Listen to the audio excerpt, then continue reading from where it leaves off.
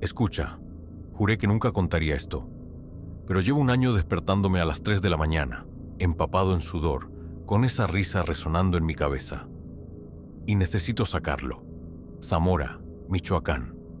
Noviembre del año pasado. Yo y 3 amigos, Fernando, José, Pablo, decidimos subir la Beata. Es un cerro enorme con una cruz gigante en la cima. La gente sube en peregrinación, miles de personas, pero solo en ciertas fechas. Nosotros queríamos ir solos, fuera de temporada, como idiotas. Fernando conocía una ruta alternativa. Vamos a estar solos, dijo. Y eso debió ser la primera señal de alarma. Pero teníamos cerveza en el cuerpo y ganas de aventura. Salimos un sábado a las 5 de la mañana. Mochilas llenas, agua, comida para 2 días. Las primeras 3 horas fueron normales. El sol subía, bromeábamos, poníamos música en la bocina, un viaje típico de hombres. Entonces, José se detuvo. Esperen, apaguen la música. ¿Escuchan? Guardamos silencio. Y desde lejos, muy débil, se escuchó el balido de una cabra. Aquí no puede haber cabras, dijo Fernando frunciendo el ceño. Él había subido aquí con su papá muchas veces. No había rancho cerca. Estábamos a casi 2000 metros de altura, en territorio salvaje. Seguimos caminando, pero el balido no paraba. Nos seguía. 15 minutos después, José se detuvo otra vez y señaló adelante. Ahí está. En la ladera, a unos 30 metros, había un macho cabrío, enorme, negro, con cuernos masivos retorcidos como alguna bestia bíblica.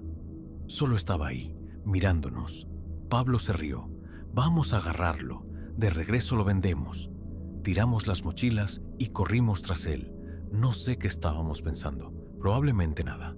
Solo adrenalina. La cabra corrió. Nosotros detrás. Nos separamos, tratando de rodearlo. Escuché los gritos de Pablo a la izquierda, la risa de José a la derecha, y entonces escuché el grito de Fernando. Cuando llegamos a él, estaba sentado en el suelo, agarrándose el antebrazo. La sangre le corría entre los dedos. Lo agarré, dijo sin aire. Lo agarré del cuello, pero me mordió. Hijo de puta, me mordió. Empezamos a reírnos. En serio, nos reímos. Hasta que nos mostró el brazo. La herida era profunda. No un rasguño, una mordida de verdad como de perro. La curamos con vodka de la cantimplora y vendamos con una camiseta. Bueno, ya no vamos a atrapar cabras, dije. Vamos a buscar las mochilas. Encontramos 3 casi inmediatamente. La cuarta, la mochila de Fernando, estaba colgando de un árbol, a 5 metros de altura. ¿Quién de ustedes hizo esto? Fernando estaba enojado. Todos lo negamos. Miré el árbol. El tronco era liso, sin ramas bajas. Imposible trepar ahí rápido. Acabábamos de estar todos juntos, persiguiendo a la cabra. José trepó el árbol y tiró la mochila. Cuando cayó al suelo, salió un olor de carne podrida. Un olor dulce y asfixiante a muerte. Tu comida se echó a perder, hermano, dijo Pablo tapándose la nariz. Fernando abrió la mochila.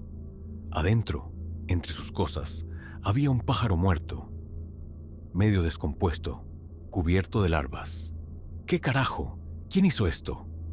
Nadie respondió, porque ninguno de nosotros lo hizo. Habíamos estado juntos todo el tiempo.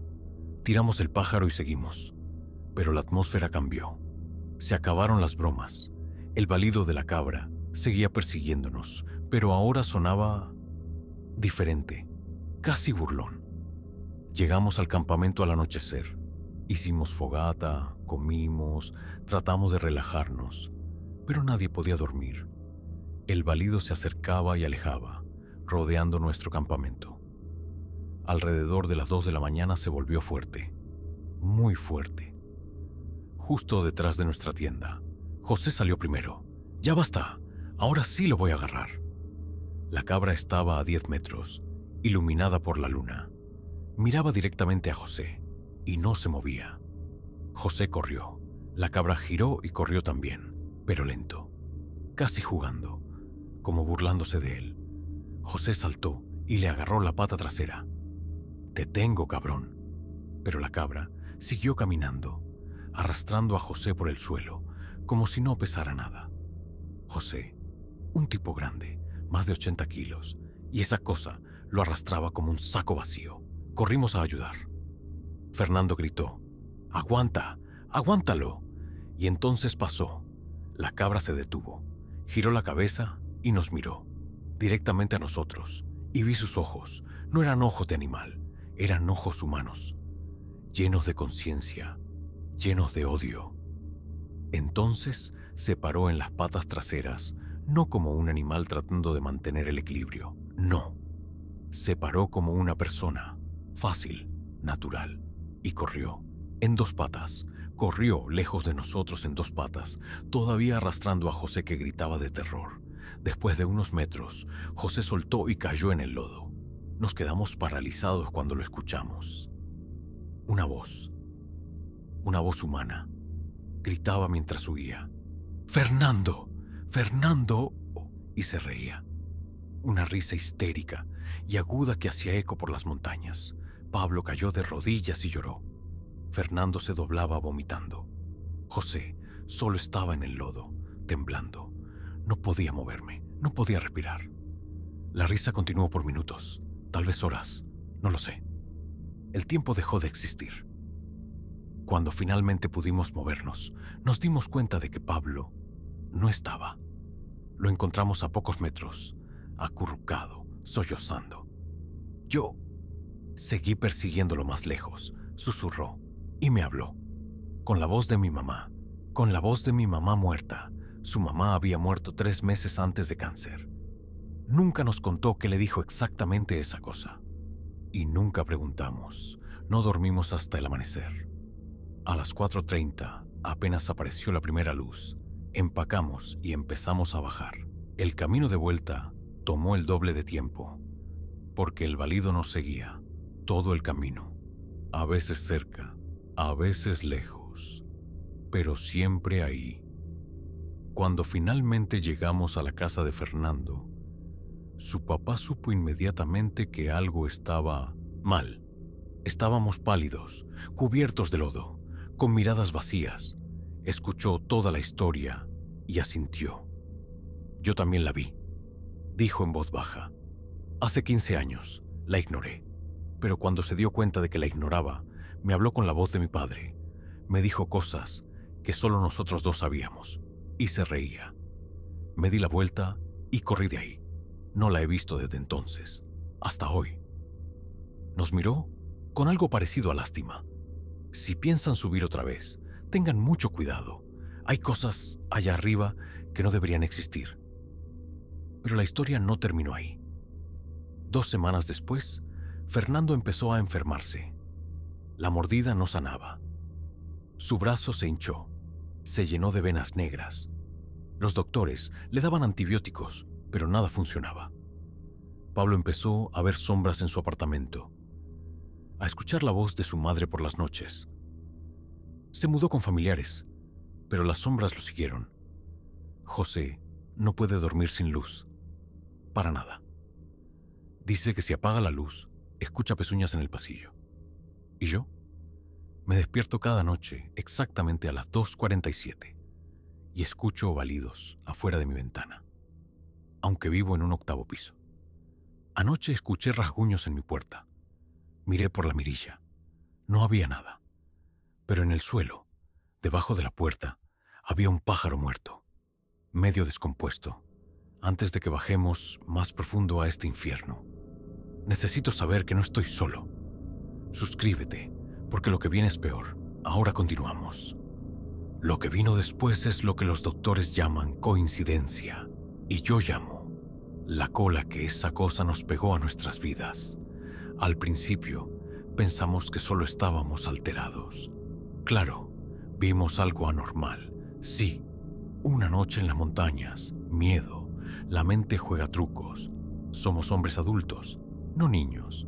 Pero algo cambió inmediatamente. La conexión entre nosotros empezó a romperse.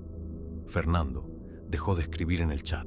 José respondía una vez al día con mensajes de voz cortos.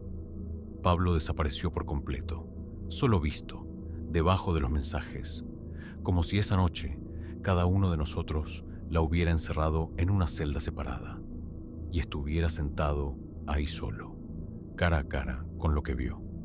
Después de unos días, no aguanté y fui a ver a Fernando.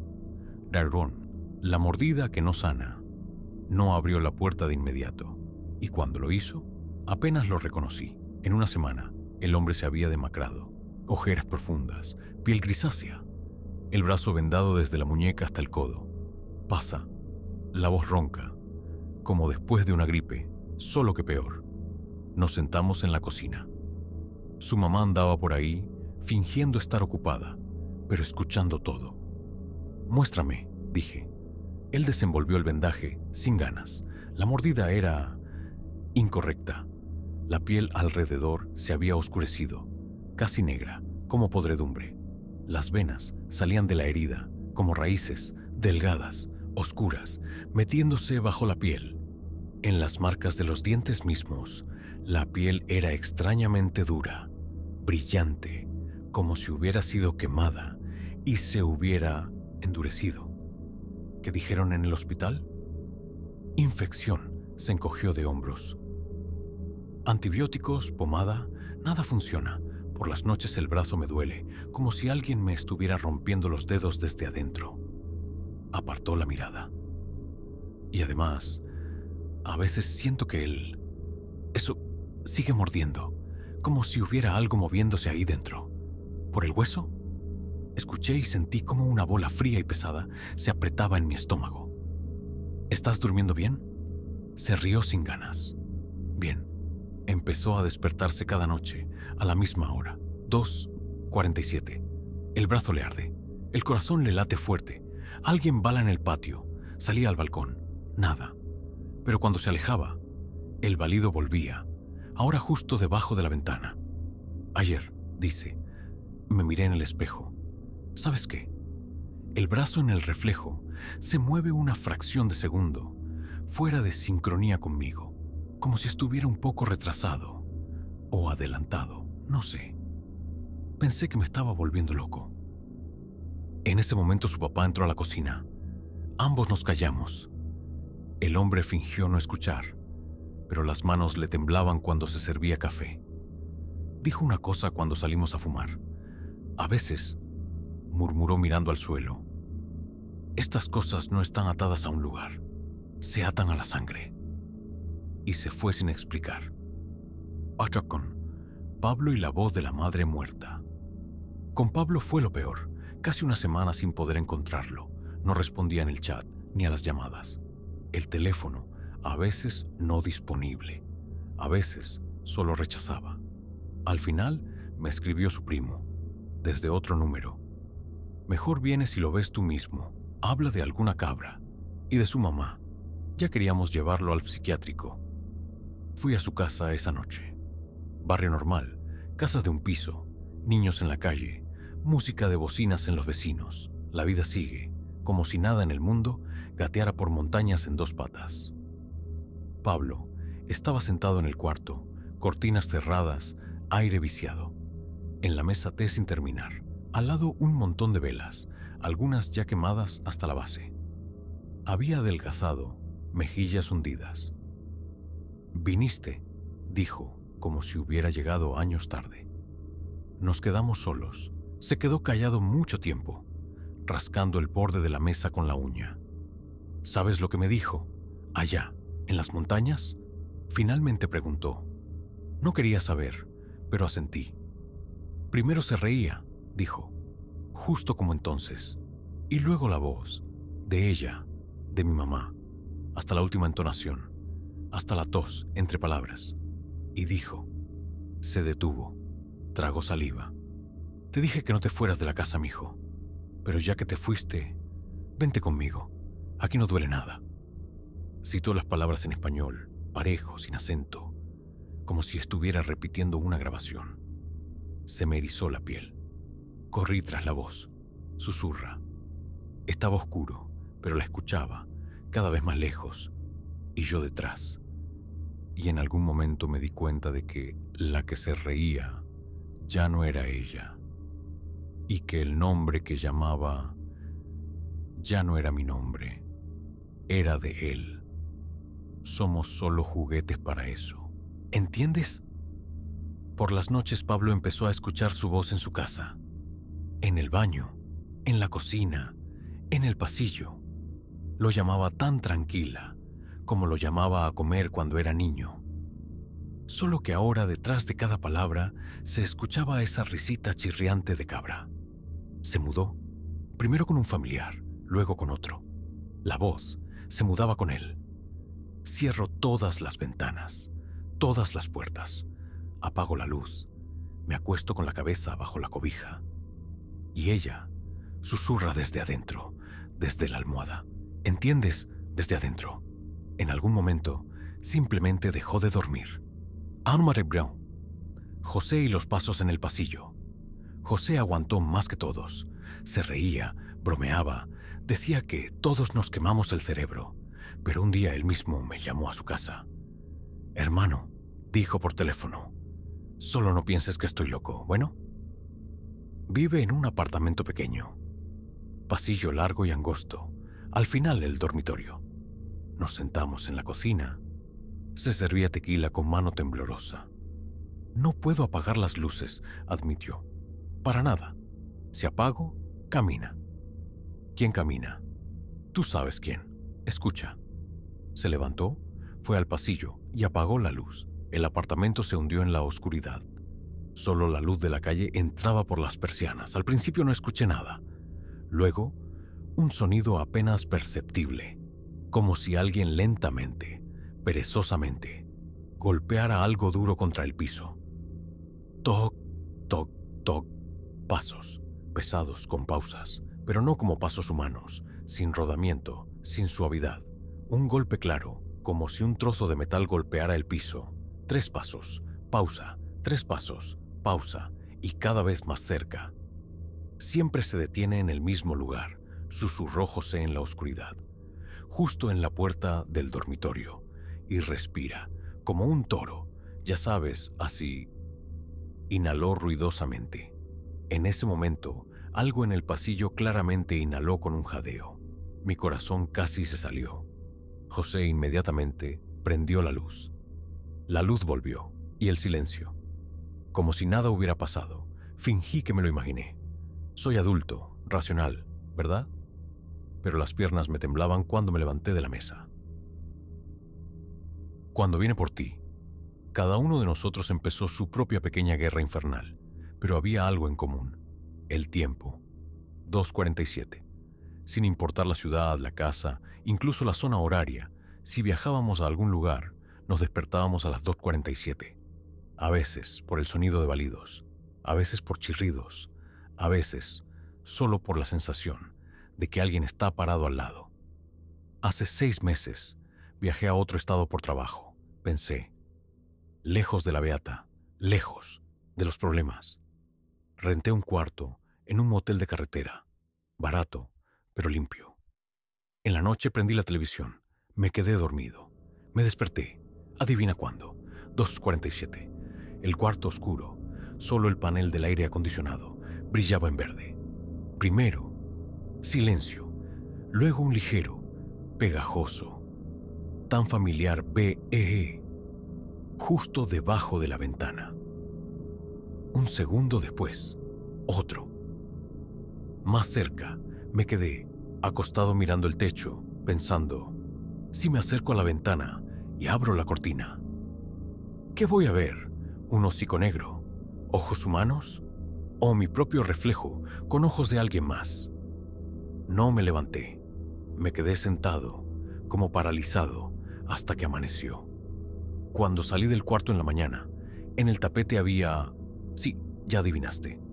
Un pájaro, muerto, todavía no descompuesto, recién fresco. Pero alrededor ya había hormigas. Entonces entendí una cosa simple. El lugar no importa. Estamos conectados con eso. A través de la sangre, a través del miedo, a través de esa noche en la montaña. El intento de romper la cadena. Fernando empeoró mucho. El brazo empezó a ennegrecerse. Un doctor en una clínica privada dijo que podría llegar a amputación. Pero cuando habló del quirófano, la luz en el consultorio empezó a parpadear. Las lámparas zumbaban, como antes de fundirse. El monitor en el escritorio parpadeó y se apagó por un segundo. «Problemas eléctricos», gruñó el doctor. Pero Fernando me miró, y en su mirada estaba todo. Él también escuchó en ese zumbido una risita delgada, casi imperceptible. Su papá empezó a hablar insistentemente de una persona, un viejo curandero que vive cerca, en un pueblo escondido entre colinas. Soy escéptico, siempre lo fui. Pero honestamente, a ese punto ya no me importaba. Fuimos 3, yo, Fernando y su papá. El camino, angosto, polvoriento, con árboles secos como huesos a los lados. La casa del curandero estaba aparte, como si no quisiera ser parte de este mundo. El viejo parecía esperarnos, pequeño, encorvado, ojos turbios pero vivos. No nos dejó contar nada, solo miró el brazo de Fernando, luego a mí. La montaña ya los vio, dijo. Y lo que vive ahí no suelta fácil. Hizo humo con algo, ahumó a Fernando, murmurando oraciones y palabras que no reconocí. En algún momento, el humo empezó a oler. No a hierbas, a humedad, lana, sudor de cabra. La herida en el brazo de Fernando pareció moverse. Él gimió. El viejo de repente le echó algo helado en el brazo. Fernando gritó. En el vendaje aparecieron marcas frescas, rojo brillante de mordida, como si acabaran de morderlo otra vez. «No puedo arrancarlo», susurró el viejo. «Ya está mezclado con él. Solo puedo que no se lleve todo de un jalón». En lenguaje simple, no pudo sacarlo. Solo lo frenó. Fernando salió de ahí pálido, pero el brazo se veía un poco mejor. La negrura desapareció. Solo quedó piel fea y dura donde estaba la mordida. Las venas ya no salían. Pero cuando volvíamos, dijo, «Igual no se fue, solo retrocedió un paso, está esperando». «Mona, ¿cómo va a terminar todo esto si esperas aquí un final bonito? No lo hay. Fernando está vivo, pero cambió. Callado, irritable. A veces se queda quieto mirando por la ventana, como si escuchara que lo llaman solo a él. Si lo miras mucho tiempo, puedes notar que sus ojos tienen un brillo animal. Tal vez es mi imaginación, claro. Quiero que sea imaginación». Pablo se fue. Dicen que a los estados del norte, a trabajar. No lo creo. Un hombre que tiene miedo de su propia voz en el teléfono no va a viajar solo por carretera. Pero su versión oficial es: así es más fácil. Para nosotros y para la familia. José ahora solo duerme de día. De noche trabaja como guardia en un supermercado. Luz, cámaras, gente. Dice que leyó en algún lado: estas cosas se alimentan de oscuridad y soledad. Si no les das eso, es más difícil que se acerquen. No sé si es verdad o si solo se encontró una excusa para no estar en casa de noche. ¿Y yo? Te estoy contando todo esto porque en algún momento entendí una verdad incómoda. Lo que encontramos allá, en la Beata, no es un fantasma ni un demonio en el sentido común. Es algo más viejo que nuestras palabras. Algo que juega con las voces de quienes amamos, para que vayamos solos hacia él. No nos persigue como una bestia persigue presa. Susurra, espera, nos deja pájaros muertos bajo la puerta, golpea con pezuñas en el pasillo, se ríe en el cableado cuando parpadean las luces. Y lo más aterrador no es que pueda llevarte. Lo más aterrador es que en algún momento te vas a cansar de resistir. Te vas a cansar de despertarte a las 2:47. Te vas a cansar de tener miedo del ruido bajo la ventana. Te vas a cansar de que nadie te crea. Y cuando otra vez escuches la voz que suena como la voz de tu madre, de tu hijo, de tu primer amor, vas a dar un paso hacia adelante, solo para que deje de doler tanto. Ahí es cuando te conviertes en otra historia, en ese tipo que fue a la montaña y no volvió, del que van a contar en susurros alrededor de la fogata. Y si soy honesto, a veces, cuando estoy acostado de noche y escucho cómo alguien bala suavemente detrás de la pared, me sorprendo pensando en eso también. No hoy, no mañana, pero algún día. Si llegaste hasta aquí, escribe en los comentarios si alguna vez escuchaste de noche un sonido que no debería sonar. No necesariamente un balido, cualquiera. A veces esos comentarios son lo único que nos mantiene de este lado. Y sí, si todavía estás aquí, significa que necesitas esto tanto como yo. Suscríbete, porque la historia de la cabra está lejos de ser la más aterradora de las que he visto. Buenas noches, si es que logras dormir.